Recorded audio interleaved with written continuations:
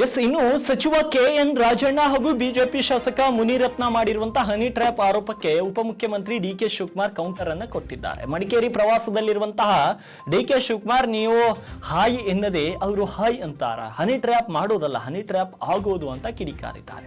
ವಿಧಾನಸೌಧದಲ್ಲಿ ಏನೇನೋ ಮಾಡಿದ್ದಾರೆ ಅಂತ ಕಂಪ್ಲೀಟ್ ಆಗಿ ಗೊತ್ತಿದೆಯಲ್ಲ. ಪಾಪ ಬಿಜೆಪಿ ಅವರೇ ಏನೋ ಹೇಳ್ತಿದ್ರು, ಅಶೋಕ್ಗೆ ಏನೇನೋ ಆಯ್ತು, ಪಾಪ ಅವರ ನೋವನ್ನ ಹೇಳ್ಕೊಂಡಿದ್ದಾರೆ. ಮಾಡಿದ್ದು ಮಾರಾಯ, ನಿಮ್ದೇ ಸರ್ಕಾರದಲ್ಲಿ ನಿಮಗೆ ಸಚಿವರಿಗೆ ರಕ್ಷಣೆ ಇಲ್ವಾ ಅಂತ ಪ್ರಶ್ನೆ ಕೇಳಿದಂತಹ ಪತ್ರಕರ್ತರಿಗೆ ಯಾರು ಹೇಳಿದ್ದು ರಕ್ಷಣೆ ಇಲ್ಲ ಅಂತ? ಹನಿ ಟ್ರ್ಯಾಪ್ ಬಗ್ಗೆ ಪೊಲೀಸ್ ಠಾಣೆಗೆ ಹೋಗಿ ದೂರು ನೀಡಲಿ. ಹನಿ ಟ್ರ್ಯಾಪ್ ಸುಮ್ನೆ ನಿಮ್ಮ ಹತ್ರ ಯಾರಾದ್ರೂ ಬಂದು ಬಿಡ್ತಾರ? ನೀವು ಹಲೋ ಅಂದ್ರೆ ಅವ್ರು ಹಲೋ ಅಂತಾರೆ, ನೀವು ಹಲೋ ಅಂದಿಲ್ಲ ಅಂದ್ರೆ ಯಾರಾದ್ರೂ ಹಲೋ ಅಂತಾರ? ನೀವು ಮಾತನಾಡಿದ್ದಕ್ಕೆ ನಾನು ಮಾತನಾಡ್ತಿದ್ದೀನಿ, ನೀವು ಮಾತನಾಡಿಸಿಲ್ಲ ಅಂದ್ರೆ ನಾನು ಮಾತನಾಡ್ತೀನ? ನೀವು ವಿಶ್ ಮಾಡಿದ್ರೆ ನಾನು ವಿಶ್ ಮಾಡ್ತೀನಿ, ನೀವು ವಿಶ್ ಮಾಡಿಲ್ಲ ಅಂದ್ರೆ ನಾನು ವಿಶ್ ಮಾಡಿಲ್ಲ ಅಂತ ಹಿಂಗೆ ತಿರುಗೇಟನ್ನ ಕೊಟ್ಟಿದ್ದಾರೆ. ಆದರೆ DK ಶಿವಕುಮಾರ್ ಅವರು ಹೇಳಿರುವಂತಹ ಮಾತು 100ಕ್ಕೆ 100 ಸತ್ಯ, ಸಮರ್ಥನೆ ಮಾಡಿಕೊಳ್ಳುವಂಥದ್ದು.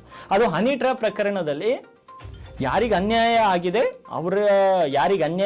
ಯಾರು ಈ ಕೆಲಸ ಮಾಡಿಸಿದ್ದಾರೆ ಅವರ ವಿರುದ್ಧ ಕಠಿಣಾತಿ ಕಠಿಣ ಕ್ರಮವಾಗಲಿ ಮತ್ತು ಅವರ ವಿರುದ್ಧ ತನಿಖೆ ಆಗಲಿ, ಅದರಲ್ಲಿ ಎರಡನೇ ಮಾತಿಲ್ಲ. ಆದರೆ ಸುಮ್ಮನೆ ಹನಿ ಟ್ರ್ಯಾಪ್ ಮಾಡಿದ್ದಾರೆ ಅಂತ ಈ ರಾಜಕಾರಣಿಗಳು ಸದನದ ಸಮಯವನ್ನ ಸಂಪೂರ್ಣವಾಗಿ ಹಾಳು ಮಾಡಿದ್ದಾರೆ.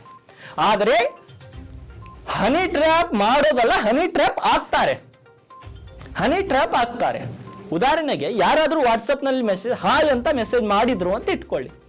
ಹುಡುಗಿ ಫೋಟೋ ನೋಡಿದ ತಕ್ಷಣ ಹಲೋ ಚೆನ್ನಾಗಿದೀಯಾ, ಅವ್ರು ಹೇಳ್ತಾರೆ ಹಾ ಚೆನ್ನಾಗಿದ್ದೀನಿ. ಏನ್ ಕೆಲಸ ಮಾಡ್ತೀರಾ? ಏನಿಲ್ಲ ಸರ್, ನಿಮ್ಮ ಹತ್ರ ಒಂದು ಕೆಲಸ ಇದೆ. ಇವ್ರು ಹೇಳ್ತಾರೆ ಏನ್ ಕೆಲಸ ಸರ್? ಒಂದು ಸಣ್ಣ ಗೌರ್ಮೆಂಟ್. ಆಯ್ತಮ್ಮ ಕೊಡಿಸ್ತೀನಿ ಬನ್ನಿ. ನೀವು ಚಾಟಿಂಗ್ ಮಾಡಿದಾಗೆ ಆ ಚಾಟಿಂಗ್ ಮುಂದುವರಿಯುತ್ತೆ. ಸುಮ್ಮನೆ ಯಾರಿಗೆ ಹನಿ ಟ್ರ್ಯಾಪ್ ಮಾಡ್ತಾರೆ.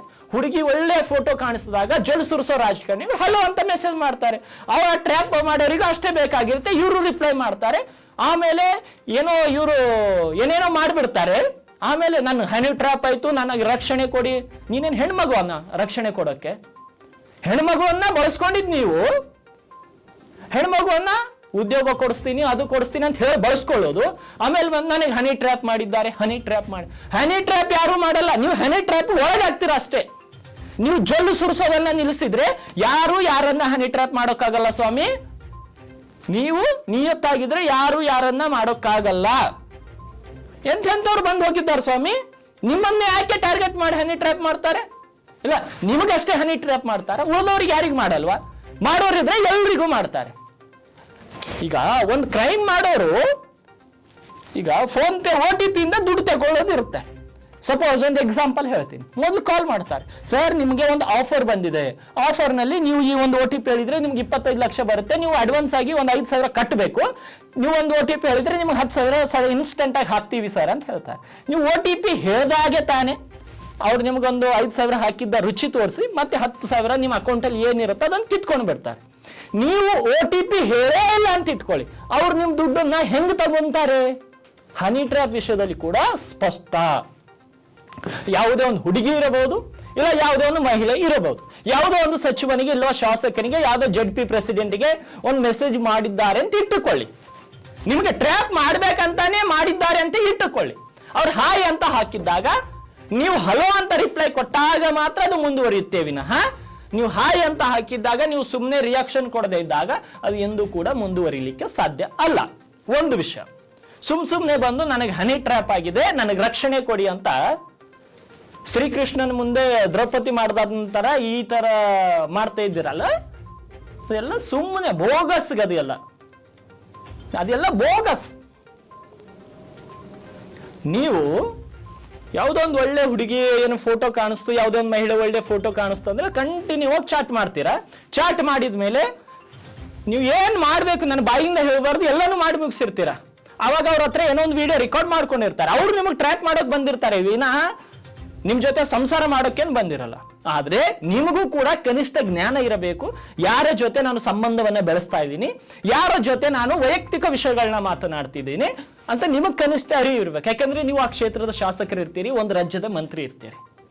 ಹಾಗಂತ ಜನರ ಫೋನ್ಗಳು ರಿಸೀವ್ ಮಾಡೋದಿಲ್ಲ. ನಾನು ಜನರಿಗಾಗಿ ನಾನು ಕಾಲ್ ಮಾಡಿದ್ದೆ, ಆ ಕೆಲಸ ಮಾಡಿ, ನಿಮಗೆ ಕೆಲಸ ಮಾಡ್ಲಿಕ್ಕೇನೆ ಆಯ್ಕೆ ಮಾಡಿದ್ದು, ಕೆಲಸ ಮಾಡಿ. ಕೆಲಸ ಮಾಡೋದು ಬಿಟ್ಟು ಅದನ್ನ ಬಿಟ್ಟು ಬೇರೆದೆಲ್ಲ ಮಾಡ್ತೀರಾ ಅಂದ್ರೆ ತಪ್ಪಾಗುತ್ತೆ.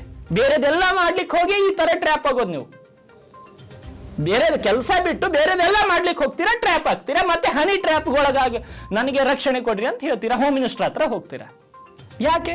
ಕೆಲಸ, ನಿಮ್ಮ ಕೆಲಸ ಕೇಳಿದ್ದಾರೆ, ಕೆಲಸ ಮಾಡಿಸಿ. ಇಲ್ಲ ನನ್ನಿಂದ ಆಗಲ್ಲ ಅಂದ್ರೆ ನನ್ನಿಂದ ಆಗಲ್ಲ ಅಮ್ಮ, CM ಅವ್ರಿಗೆ ಮಾತಾಡ್ಬೇಕು. ಇಲ್ಲ ನನ್ನಿಂದ ಆಗಲ್ಲ, ಅಧಿಕಾರಿಗಳಿಗೆ ಮಾತಾಡ್ಕೊಳ್ಳಿ. ಇಲ್ಲ ನನ್ನಿಂದ ಆಗಲ್ಲ, ನನ್ನಿಂದ ಆಗುತ್ತೆ ಮಾಡ್ಕೊಡ್ತೀನಿ. ಇಷ್ಟು ಹೇಳಿದ್ರೆ ಯಾರು ಕೂಡ ನಿಮ್ಮನ್ನ ಟ್ರ್ಯಾಪ್ ಮಾಡಕ್ ಬರಲ್ಲ.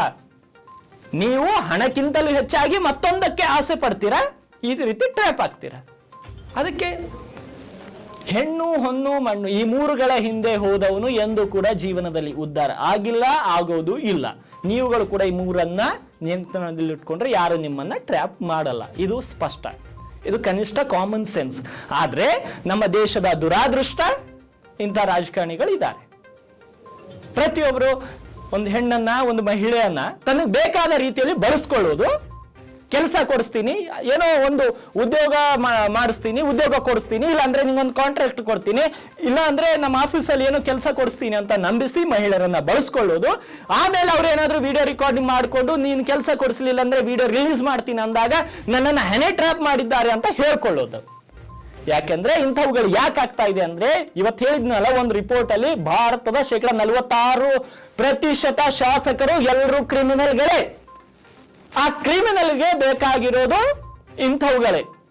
ಸಮಾಜದ ಕೆಲಸ ಮಾಡೋದೇ ಇಲ್ಲ ಅವರು, ಬೇರೆ ಬೇರೆ ಕೆಲಸಗಳು ಮಾಡೋದ್ರಲ್ಲೇ ಬ್ಯುಸಿ ಇರ್ತಾರೆ, ಬೇರೆ ಬೇರೆ ಕೆಲಸಗಳು ಮಾಡಿ ಹನಿ ಟ್ರ್ಯಾಪ್ಗೊಳಗಾಗ್ತಾರೆ. ಆವಾಗ ಮತ್ತೆ ಮೀಡಿಯಾದವ್ರ ಮುಂದೆ ಬೊಬ್ಬೆ ಹೊಡಿತಾರೆ, ನನಗೆ ಹಿಂಗಾಯ್ತು, ನನಗೆ ಹಂಗಾಯ್ತು, ಮತ್ತೆ ಆ ರಾಜಕಾರಣಿ ಮಾಡ್ತಾ ಇದ್ದಾನೆ, ಈ ರಾಜಕಾರಣಿ ಮಾಡ್ತಾ ಇದ್ದಾನೆ, ನನ್ನ ವಿರುದ್ಧ ಅವನು ದ್ವೇಷದ ರಾಜಕಾರಣ ಮಾಡ್ತಾ ಇದ್ದಾನೆ. ಮೊದಲು ನೀನು ಜೊಲ್ಲು ಸುರಿಸಲಿಲ್ಲ ಅಂದ್ರೆ ಯಾರು ಕೂಡ ನಿನ್ನ ಮೇಲೆ ದ್ವೇಷದ ರಾಜಕಾರಣನೇ ಮಾಡಲ್ಲ. ನಿನಗೆ ಹಣದ ಆಸೆ ಇದ್ರೆ ಹಣದಿಂದ ಕೊಂಡ್ಕೋತಾರೆ, ನಿನಗೆ ಹೆಣ್ಣಿನ ಆಸೆ ಇದ್ರೆ ಹೆಣ್ಣಿನಿಂದ ಕೊಂಡ್ಕೋತಾರೆ.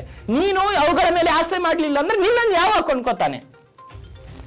ಆಸೆ ಮಾಡಿ, ಅತಿ ಆಸೆ ಮಾಡಿ ಗತಿಗೇಡಾಗುತ್ತೆ. ಅತಿ ಆಸೆ ಮಾಡ್ತೀರಾ, ಈ ರೀತಿ ಗತಿ ಬರುತ್ತೆ. ಅದಕ್ಕಾಗಿ ರಾಜಕಾರಣಿಗಳು ಹನಿ ಟ್ರ್ಯಾಪ್ ನೀವು ಆಗೋದಲ್ಲ, ಹನಿ ಟ್ರ್ಯಾಪ್ ಮಾಡೋದಲ್ಲ, ನೀವು ಹನಿ ಟ್ರ್ಯಾಪ್ ಆಗ್ತೀರಾ. ಹನಿ ಟ್ರ್ಯಾಪ್ ಆಗಬೇಡಿ, ಸಮಾಜದ ಕೆಲಸ ನಿಯತ್ನಿಂದ ಮಾಡಿ. ಎಸ್, ಇದು ಇವತ್ತಿನ ಪ್ರೈಮ್ ಟೈಮ್ ನ ಪ್ರಮುಖ ಸುದ್ದಿಗಳು. ಮತ್ತೆ ನಾಳೆ ಪ್ರೈಮ್ ಟೈಮ್ ನಲ್ಲಿ ಸಿಗ್ತೀನಿ, ಮತ್ತಷ್ಟು ರಾಜಕೀಯದ ರೋಚಕ ಸಂಗತಿಗಳನ್ನ ನಿಮ್ಮ ಮುಂದಿಡುವಂತ ಪ್ರಯತ್ನವನ್ನ ಮಾಡ್ತೇನೆ. ಅಲ್ಲಿಯವರೆಗೆ ನಮಸ್ತೆ.